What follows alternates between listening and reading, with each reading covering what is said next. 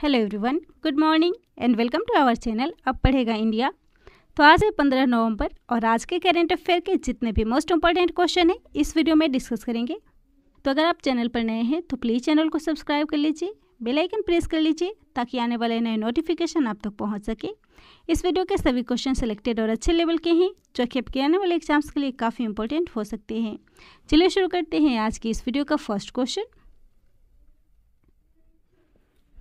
आज का पहला क्वेश्चन है, हाल ही में unshackling India hard truths and clear choice for economic revival नाम से पुस्तक को किसने लिखा है?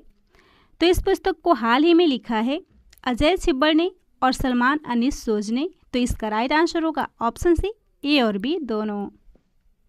इस नई किताब में भारत के बारे में कुछ बातें मेंशन की गई है, जैसे कि भारत अगले 25 वर्षों का उपयोग कर सकता है जब यह स्वतंत्रता के 100वें वर्ष तक पहुंचेगा, न केवल अपनी अर्थव्यवस्था का पुनर्गठन करने के लिए बल्कि अपने लोकतांत्रिक ऊर्जा को फिर से जीवंत करने के लिए और 2047 तक वास्तविक रूप से विकसित अर्थव्यवस्था बनने की अपनी क्षमता को मजबूत करे।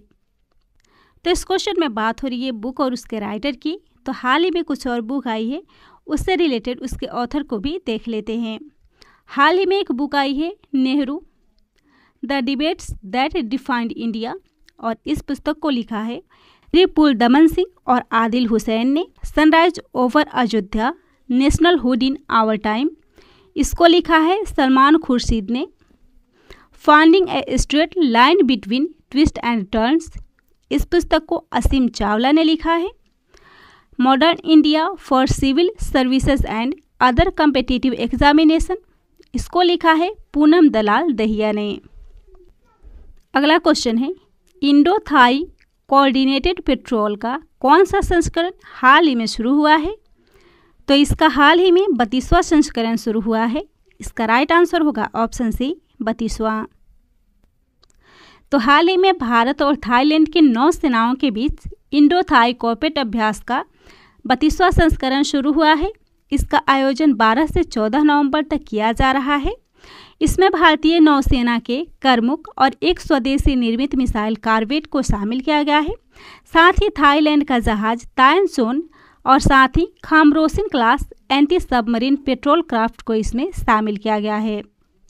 अगला क्वेश्चन है, भारत के 72वें ग्रैंड मास्टर हाल ही में कौन बने हैं? तो हाल ही में भारत के 72वें ग्रैंड मास्टर बने हैं मित्रभा गुहा। इसका राइट आंसर होगा ऑप्शन बी, मित्रभा गुहा। पश्चिम बंगाल के कोलकाता के अंतर्राष्ट्रीय मास्टर मित्रभा गुहा भारत के 72वें ग्रैंड मास्टर बने हैं। इससे पहले भारत के ग्रैंड मास्टर 66वें ग्रैंड मास्टर थे आकाश, जो तमिलनाडु के हैं। 67वें ग्रैंड मास्टर लियोन मेंडोक, जो गोवा से बिलोंग करते हैं। 68वें ग्रैंड मास्टर है अर्जुन कल्याण, जो कि तमिलनाडु के हैं।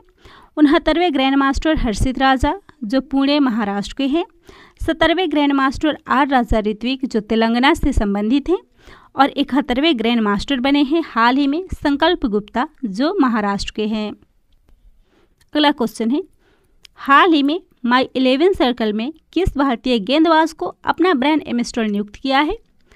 तो हाल ही में माई 11 सर्कल ने मोहम्मद सिराज को अपना ग्रैंड मास्टर नियुक्त किया है। इसका राइट आंसर होगा ऑप्शन सी, मोहम्मद सिराज। माई 11 circle games 24x7 fantasy cricket platform है, जिसमें हाल ही में भारतीय क्रिकेटर मोहम्मद सिराज को अपना नया ब्रांड एम्बेसडर नियुक्त किया है। इससे पहले इस प्लेटफॉर्म के ब्रांड एम्बेसडर थे सौरभ गांगुली, अजिंक्य रहाणे, बीबीएस लक्ष्मण इत्यादि। मोहम्मद सिराज जो भारतीय टीम के लिए खेलते हैं और वे आईपीएल में रॉयल चैलेंजर्स बेंगलोर का प्रतिनिधित्व करते हैं। अगला क्वेश्चन है, विश्व एंटी माइक्रोबियल जागरूकता सप्ताह कब से कब मनाया जाएगा? तो इस जागरूकता सप्ताह को 18 से 24 नवंबर तक मनाया जाएगा। इसका राइट आंसर होगा ऑप्शन ए, 18 से 24 नवंबर।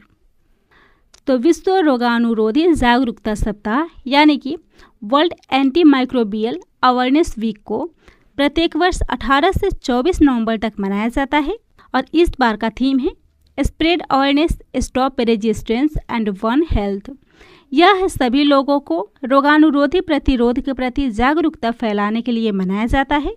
इस क्वेश्चन में बात हो रही है नवंबर मंथ के इम्पोर्टेंट डेज की।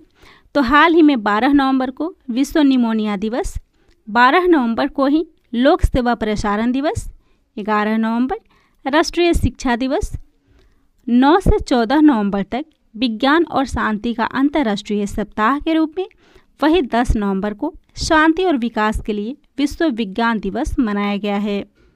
जबकि इसके अलावा 9 नवंबर को राष्ट्रीय कानूनी सेवा दिवस, 8 नवंबर को विश्व शहरीकरण दिवस, 7 नवंबर राष्ट्रीय कैंसर जागरूकता दिवस के रूप में मनाया गया है। वहीं 6 नवंबर को युद्ध और सशस्त्र संघर्ष में पर्यावरण के शोषण को रोकने के लिए अंतर्राष्ट्रीय दिवस मनाया गया है। और 5 नवंबर को विश्व सुनामी जागरूकता दिवस, जबकि 1 नवंबर को विश्व शाकाहारी दिवस मनाया गया है। अगला क्वेश्चन है, हाल ही में किस राज्य सरकार ने सड़क सुरक्षा पहल रक्षक की शुरुआत की है? तो इस पहल की शुरुआत हाल ही में ओडिशा में की गई है। इसका राइट आंसर होगा ऑप्शन डी, ओडिशा। इस पहल का उद्देश्य है राज्य में सड़क दुर्घटनाओं के पहले उत्तरदाताओं को प्रशिक्षित करना।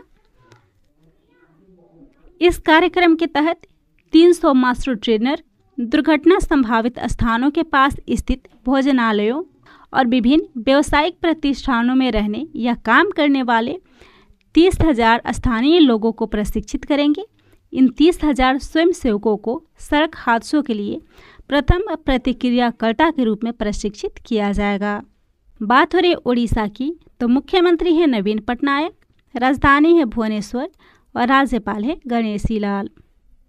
बात करें उत्तराखंड के करेंट अफेयर की, तो यहाँ हाल ही में मांडा भैंस को राष्ट्रीय स्तर पर मान्यता दिया गया है। नई इलेक्ट्रिक वाहन नीति को हाल ही में मंजूरी प्रदान की गई है। राज्य में कृषि उत्सव नुआखाई को मनाया गया था। राज्य में हल्दी की नई प्रजाति CIM पीताम्बर और केसरी को विकसित किया गया है। और भारत का पहला फीफा फुटबॉल स्कूल प्रोग्राम भी राज्य में शुरू हुआ है। अगला क्वेश्चन है, प्रथम ग्लोबल ड्रग पॉलिसी इंडेक्स 2021 में भारत को कौन सा स्थान प्राप्त हुआ है? तो इस इंडेक्स में भारत को 18वां स्थान प्राप्त हुआ है। इसका राइट आंसर होगा ऑप्शन डी, 18वां। ग्लोबल ड्रग पॉलिसी इंडेक्स को हाल ही में हार्म रिडक्शन कंसोर्टियम के द्वारा जारी किया गया था, जिसमें नॉर्वे, न्यूजीलैंड, पुर्तगाल, UK और ऑस्ट्रेलिया को मानवीय और स्वास्थ्य संचालित दवा नीतियों में शीर्ष 5 स्थान में शामिल किया गया है, जिसमें प्रथम स्थान पर नॉर्वे है, दूसरे स्थान पर न्यूजीलैंड, तीसरे स्थान पर पुर्तगाल, चौथे स्थान पर UK और 5वें स्थान पर ऑस्ट्रेलिया है। इस इंडेक्स में 30 देशों में भारत को 18वां स्थान प्राप्त हुआ है। 5 सबसे कम रैंकिंग वाले देशों में ब्राज़ील, युगांडा, इंडोनेशिया, केन्या और मेक्सिको शामिल है। इस क्वेश्चन में बात हो रही है 2021 में जारी इंडेक्स की। तो हाल ही में EdelGive Hurun India philanthropy list को जारी की गई है, जिसमें प्रथम स्थान पर अजीम प्रेम जी हैं। पब्लिक अफेयर्स इंडेक्स 2021 में शासन के प्रदर्शन में केरल प्रथम स्थान पर है। टाइम्स हायर एजुकेशन में विश्व प्रतिष्ठा रैंकिंग में हार्वर्ड यूनिवर्सिटी USA को प्रथम स्थान प्राप्त हुआ है, जबकि राज्य ऊर्जा दक्षता सूचकांक 2020 में प्रथम स्थान पर कर्नाटका है। अगला क्वेश्चन है, हाल ही में किस सरकार ने निर्माण श्रमिकों के लिए श्रमिक मित्र योजना की शुरुआत की है? तो इस योजना की शुरुआत हाल ही में दिल्ली सरकार के द्वारा की गई है। इसका राइट आंसर होगा ऑप्शन सी, दिल्ली। हाल ही में दिल्ली सरकार ने निर्माण श्रमिकों के लिए श्रमिक मित्र योजना की शुरुआत की है, जिसके तहत 800 श्रमिक मित्र निर्माण श्रमिकों तक पहुंचेंगे और सरकारी योजनाओं के बारे में उन्हें जागरूक करेंगे। दिल्ली सरकार ने अकुशल अर्धकुशल श्रमिकों के लिए उनके वेतन में लगभग 1% की वृद्धि करने के लिए महंगाई भत्ते में भी वृद्धि की है। श्रमिक मित्र सरकार की सहायता योजनाओं के बारे में वार्ड स्तर पर निर्माण बोर्ड के द्वारा पंजीकृत निर्माण श्रमिकों को सूचित करेंगे। दिल्ली की बात हो रही है, जो भारत की राजधानी के साथ ही एक केंद्र शासित प्रदेश है। मुख्यमंत्री है अरविंद केजरीवाल, उपराज्यपाल है अनिल बैजल। बात करें दिल्ली से जुड़े करेंट अफेयर की, तो देश के मेंटर कार्यक्रम को यहाँ शुरू किया गया है। दिल्ली के रोहिणी में पहली पशु DNA प्रयोगशाला स्थापित की गई है। और यहाँ देशभक्ति पाठ्यचर्या भी शुरू किया गया है। फेसलेस परिवहन सेवाएं यहाँ लॉन्च की जाएगी। देश का पहला स्मोक टावर का उद्घाटन यहाँ पे किया गया है। दिल्ली के आदर्श नगर स्थित राजकीय बाल विद्यालय का नाम रवि कुमार दहिया के नाम पर रखा गया है, जो कि एक ओलंपियन है। दिल्ली के मेंटर्स कार्यक्रम के ब्रांड एम्बेसडर सोनू सूद बने हैं। यहाँ डिजिटल लर्निंग सुविधा कर्मयोगी को लॉन्च किया गया है और बिजनेस ब्लास्टर कार्यक्रम की भी शुरुआत की गई है।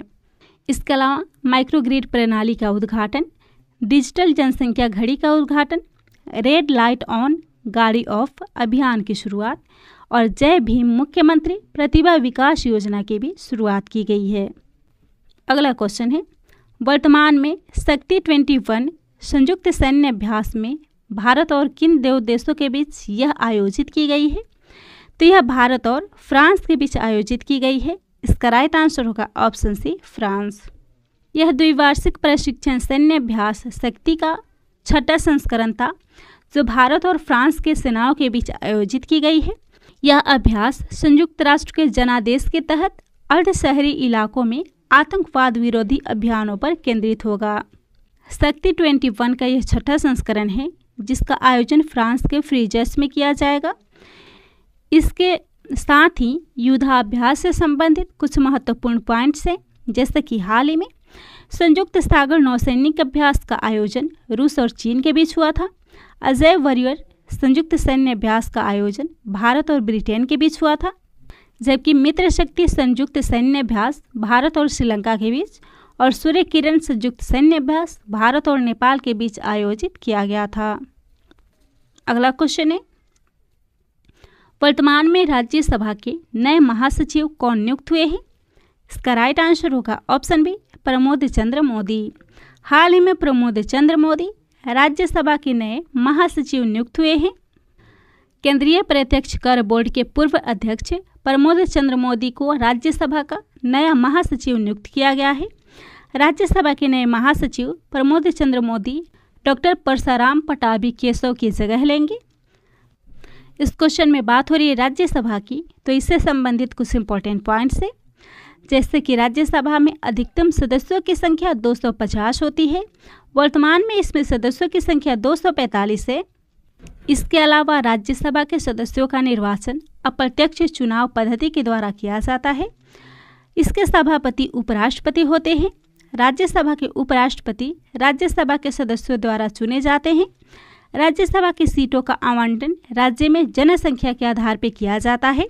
राज्यसभा के सदस्य बनने के लिए भारतीय नागरिक होना अति आवश्यक है। इसके अलावा कम से कम 30 वर्ष की आयु होनी चाहिए। राज्यसभा में चुनाव प्रत्येक 2 वर्षों के अंतराल पर किया जाता है। राज्यसभा एक ऐसा सदन है जिसका अध्यक्ष या सभापति उस सदस्य का नहीं होता है, उस सदन का सदस्य नहीं होता है। किसी भी परिस्थिति में उपराष्ट्रपति को उनके पद से हटाने का प्रस्ताव सबसे पहले राज्यसभा में रखा जाएगा। अगला क्वेश्चन है, वर्तमान में संयुक्त राष्ट्र विश्व खाद्य कार्यक्रम यानी कि UNWFP के सद्भावना राजदूत कौन नियुक्त हुए हैं? तो हाल ही में डेनियल ब्रूहल संयुक्त राष्ट्र विश्व खाद्य कार्यक्रम के सद्भावना राजदूत के रूप में नियुक्त किए गए हैं।